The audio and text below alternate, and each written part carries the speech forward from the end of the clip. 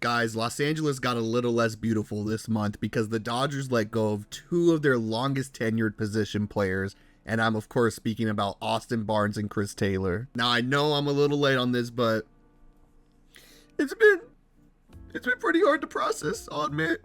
No, but seriously, it sucks to see. Like, Barnes first came up with the Dodgers in 2015. Like, I was 15 years old when he made his debut. Now I'm about to turn 26 in a month, and all I have to show for it is a pretty small YouTube channel. But Barnes is always going to have a special place in my heart. He was the first person I made a video about for this channel. You know, kind of just talking about the special moments he had throughout his career in LA. I said it in that video, but I'll say it again here. I'm a bit of a slut for backup catchers. And I think Barnes had one of the coolest jobs in baseball. I mean, he just chilled on the bench for a very good World Series winning team, and he would catch his friend Clayton Kershaw every 5 days, all while getting paid $3.5 million a year. Like, sign me up for that job. But of course, Barnes, you know, was more than just a pure backup catcher. It's hard to remember all these years later, but during the World Series runs in 2017 and 2020, Barnes kind of became the default catcher. In 2017, Yasmani Grandal kind of forgot how to hit, so Barnes actually started in all 7 games in the World Series that year. And in 2020, while Will Smith had a lot of impactful hits for the Dodgers that postseason,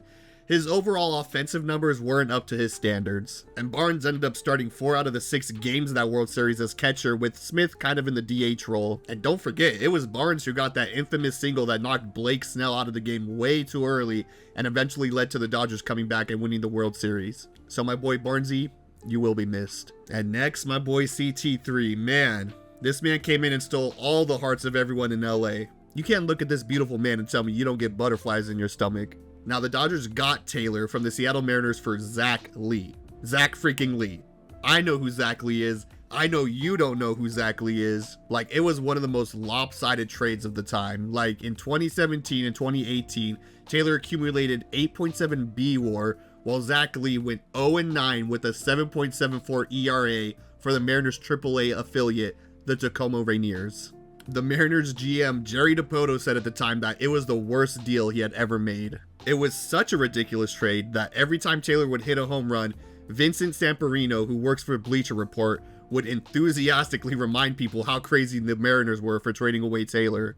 But hey, Taylor really made the most of his opportunity after being given up on by the Mariners. Like I said, his 2017 and 2018 seasons were magical. He won co-NLCS MVP with Justin Turner, and when the Dodgers returned to the World Series for the first time in 29 years, Taylor hit that leadoff home run off Dallas Keuchel on the first pitch. Man, that was a magical time. Or in Game 5, one of the craziest World Series games ever. Well, I mean, before we knew the Astros were cheating, but Taylor tied the game down to his last strike. Or how about in 2018 when he made the game-saving and essentially the series-saving catch in the NLCS against the Milwaukee Brewers. And don't forget, he also hit the walk-off home run in the 2022 wildcard game against the St. Louis Cardinals. It's sad to see Taylor go, but he's already kind of bounced back on his feet. You know, he signed just down the 5 freeway with the Angels. So it's kind of nice to see him, you know, stay nearby because, you know, him and his wife do a lot of awesome charity work for the community. But with the Dodgers cutting Barnes and Taylor, it kind of sends a clear message. The Dodgers are trying to have the best 26-man roster in baseball come playoff time, and